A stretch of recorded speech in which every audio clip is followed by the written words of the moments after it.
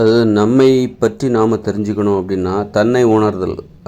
உன்னை அறிந்தால் உலகத்தில் போராடுற மாதிரி நம்ம பற்றி நாம் தெரிஞ்சுக்கிட்டோம் அப்படின்னா அதுக்கு நம்மளை பற்றி நாம் தெரிஞ்சுக்கணும் அப்படின்னா நமக்கு நேர்மை வேணும், ரொம்ப ஒழுக்கமாக கட்டுப்பாடு வேணும், நேர்மை வேணும்.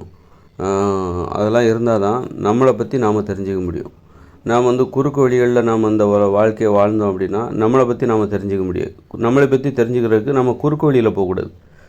குறுக்கு வழியில் போகிறோன்னு வச்சுக்கோங்க, அல்லது குறுக்கு வழி அல்லது வேறு ஏதாவது ஒரு வழி, ஆபத்தான வழிகளில் போயிட்டுருக்கக்கூடாது. ஏன்னா நேர்மையற்ற வழிகள் அனைத்தும் ஆபத்தான வழிகள். ஊழல், லஞ்சம், கையூட்டு, அப்புறம் பண விஷயத்தில் நேர்மையாக இருக்காது, நேர்மையாக இல்லாமல் இருப்பது, மற்றவர்களை ஏமாற்றுவது, கமிஷன் அடிப்பது, திருடுவது, கொள்ளையடிப்பது, இது எல்லாமே ரொம்ப ஆபத்தான வழி. அதனால் நம்மளை பற்றி நாம் தெரிஞ்சுக்கணுன்னா இந்த மாதிரி ஆபத்தான வழியில் போகவே கூடாது. எதுக்காக நம்ம நேர்மையான வழியில் போகணும் அப்படின்னா அது பாதுகாப்பான வழியாக இருக்கிறது. நமக்கு அது பாதுகாப்பான வழியாக இருக்குது. அதனால் அப்போது நம்மளை பற்றி தெரிஞ்சுக்கணுன்னா நம்ம பாதுகாப்பான வழிகளில் தான் நம்ம போகணும்.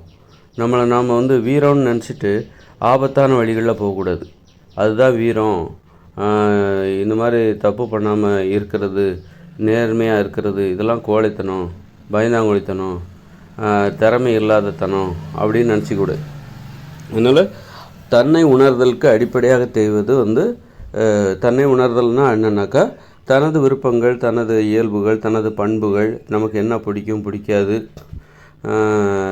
அந்த மாதிரி தன்னுடைய கொள்கைகள் என்ன, அதற்கு ஒரு முழு வடிவம் கொடுக்கணும். நம்முடைய கொள்கைகளை விட்டு கொடுக்காம அதற்கு ஒரு முழு வடிவம் கொடுத்து அதை நம்ம வெளியே கொண்டு வரணும். அதில் தான் நாம் இருக்கிறோம். நம்முடைய வடிவம் என்பது அங்கே தான் இருக்குது. நாம் மற்றவங்களுக்காக நம்ம கொள்கைகளை நம்ம விட்டு கொடுத்துடக்கூடாது, குறைவாக மதிப்பிடக்கூடாது. நம்ம கொள்கைகளை வச்சு நம்ம என்ன பண்ண போகிறோம், அது நமக்கு பணம் தரப்போகிறதா அப்படின்னு சொல்லிட்டு கொள்கைகளை இழிவுபடுத்தக்கூடாது, கொள்கைகளை அடகு வச்சிடக்கூடாது. அது மாதிரி நமது கொள்கைகளுக்கு உருவம் கொடுங்க. நமக்கு என்ன பிடிக்கும் பிடிக்காது, ஏன் நமக்கு அது பிடிக்குது, ஏன் பிடிக்கலை, அது பற்றி அந்த மாதிரி நம்ம பற்றி தெரிஞ்சுக்கணுன்னா நமக்கு ஒரு நேர்மை வேணும். பாதுகாப்பான வழியில் போனால் மட்டும்தான் நம்மளை அதை பற்றி நம்ம தெரிஞ்சுக்க முடியும். பாதுகாப்பற்ற வழியில் போனால் நம்மளை பற்றி 1% கூட தெரிஞ்சுக்க முடியாது. அதனால் தன்னை உணர்தல் அப்படிங்கிறது உன்னை அறிவது, தன்னை உணர்வது, நம்மை அறிவது, நம்மை பற்றி நாமே அறிந்து கொள்வது. அப்போ தான் நம்ம இந்த வாழ்க்கையில் நம்ம என்ன செய்ய முடியுங்கிறத தெரிஞ்சுக்கணும். அது நம்மை அறிதல்ங்கிறது பெரிய ஆன்மீகம், ஞானம் சம்பந்தம் அப்படிலாம் ஒன்றுமே கிடையாது. ரொம்ப வெளிப்படையாது. நமக்கு என்ன பிடிக்கும், நம்முடைய கொள்கைகள் என்ன, நம்முடைய விருப்பம் என்ன, நம்முடைய பழக்க வழக்கம் என்ன, நம்முடைய பண்புகள் என்ன, அதற்கான காரணங்கள் என்ன, அதுக்கு ஒரு வடிவம் கொடுங்க. அதுதான் உன்னை எண்ணியது. அதை அடிப்படையாக வச்சு உங்கள் வாழ்க்கையை நீங்கள் வாழுங்க. மற்றவங்களுக்காக உங்கள் கொள்கைகளை எப்படி அதை நெளிவு சுழிவுகளோடு கடைபிடிப்பது. உங்கள் கொள்கைகளை நீங்கள் கடைபிடிக்கும்போது அமைதியாக அதை கடைபிடிக்க வேண்டும். மற்றவர்கள் அமைதியாக அதை ஏற்றுக்கொள்ளுமாறு அந்த அணுகுமுறை உங்கள்கிட்ட. உங்கள் கொள்கைகளை மற்றவங்க ஏற்றுக்கணும். உங்கள் வாழ்க்கை முறையை மற்றவங்க ஏற்றுக்கொள்ள வேண்டும்.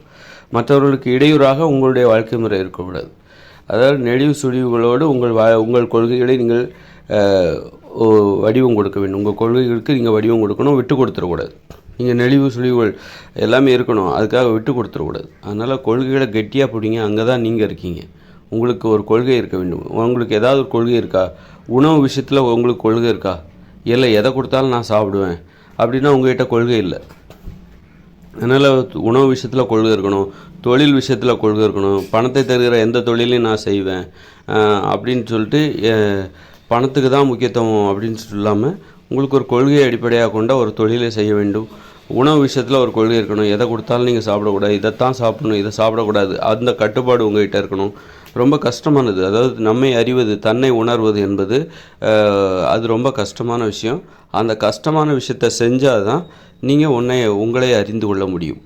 உங்களுடைய வாழ்க்கை நோக்கம் என்ன என்பதை அறிந்து கொள்ள முடியும். உங்கள் கொள்கை என்ன என்பதை அறிந்து கொள்ள. நிறைய பேர் ஏன் தன்னை உணர மாட்டேங்கிறாங்க.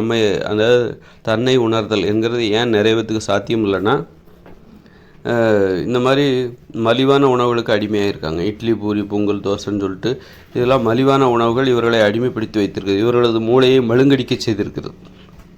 அதனால் உணவு விஷயத்தில் கட்டுப்பாடாக இருந்தால் மட்டும்தான் அப்படி கஷ்டமான ஒரு வாழ்க்கையை வாழணும். உடற்பயிற்சி, உணவு விஷயத்தில் கட்டுப்பாடு, மலிவான உணவுகளை சாப்பிடக்கூடாது, இப்படி நிறைய விஷயங்களில் உங்களுக்கு ஒரு கொள்கை இருக்கணும். அப்படி இருந்தால் மட்டும்தான் நீங்கள் உங்களை பற்றி தெரிஞ்சுக்க முடியும். உங்களுடைய கொள்கைகளுக்கு ஒரு வடிவம் கொடுக்கணும். உங்கள் கொள்கைகளை நீங்கள் தொலைச்சிடக்கூடாது. உங்கள் கொள்கைகள் உங்களிடமே காணாமல் போய்விடக்கூடாது. உங்களிடமிருந்து அது தொலைவாக சென்று விடக்கூடாது. உங்கள் கண்களில் உங்கள் கொள்கைகள் தெரியாமல் போய்விடக்கூடாது. அதனால் உங்கள் கொள்கைகளுக்கு நீங்கள் அருகாமையில் போகணும். உங்கள் கொள்கைகள் இருக்குல்ல, அதை நெருங்கணும். அதை நெருங்கணும். அப்போ நேர்மையாக இருந்தால் தான் அது உங்ககிட்ட வரும். நீங்கள் அதை நோக்கி போவீங்க. நீங்கள் நேர்மையற்ற வழியில் போனீங்கன்னா அது உங்களை விட்டு வெகு தூரம் போயிடும். நீங்கள் உங்கள் கொள்கைகள் உங்களுக்கு எதிரானது அப்படின்னு நீங்கள் நினச்சிங்கன்னா அது உங்கள்கிட்டேருந்து வெகு தொலைவில் போய்விடும். அது உங்கள் கண்ணுக்கே தெரியாது. அப்புறம் உங்களை பற்றி நீங்கள் தெரிஞ்சிக்க முடியாது. தன்னை உணர்தல் என்பது உங்களிடம் அது சாத்தியமில்லை. அதனால் நேர்மை, ஒழுக்கம், கட்டுப்பாடு, சுதந்திரம் இது எல்லாம் ரொம்ப தேவை. தனிமை என்பது ரொம்ப முக்கியம். தனிமையும் ரொம்ப முக்கியம், உறவுமுறையும் ரொம்ப முக்கியம். அதனால் வீட்டில் நீங்கள் தனிமையாக வசிங்க. உங்கள் அடிப்படை வேலைகளை நீங்கள் செய்யுங்க.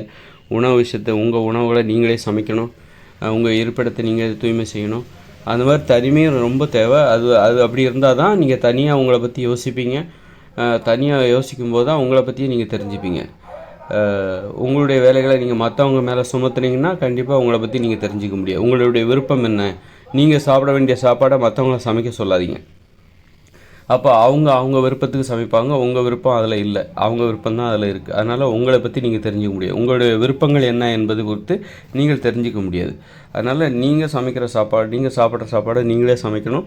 உங்கள் வீடு எப்படி இருக்கணும், உங்களுடைய அறை எப்படி இருக்க வேண்டும், எல்லாத்தையும் நீங்களே முடிவு செய்யுங்கள். உங்களுடைய தொழில் நீங்கள் என்ன தொழில் செய்யணுங்கிறத நீங்கள் முடிவு செய்யுங்க. பெற்றோர்களை முடிவு செய்ய அனுமதிக்காதீங்க.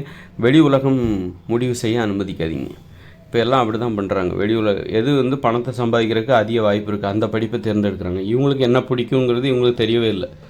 அதனால் கொள்கைகள், லட்சியம், நம்ம தொழிலில் ஒரு லட்சியம் அப்படின்னா அது நம்முடைய விருப்பங்களை அடிப்படையாக கொண்டு, நம்முடைய இயல்பை அடிப்படையாக கொண்டு, நம்முடைய பழக்க வழக்கத்தை அடிப்படையாக கொண்டு, நமது பண்புகளை அடிப்படையாக கொண்டு தான் நம்ம ஒரு தொழிலே தேர்ந்தெடுக்கணும். சும்மா வெளியில் இந்த உலகத்தில் எது அதிக பணத்தை சம்பாதித்து தருகிறது அந்த தொழில், அந்த படிப்பை படிப்போம் அப்படின்னு சொல்லிட்டு அதை நோக்கி ஓடக்கூடாது. அந்த மாதிரிலாம் இல்லாமல் ஒரு சரியான ஒரு வாழ்க்கை வாழணும்.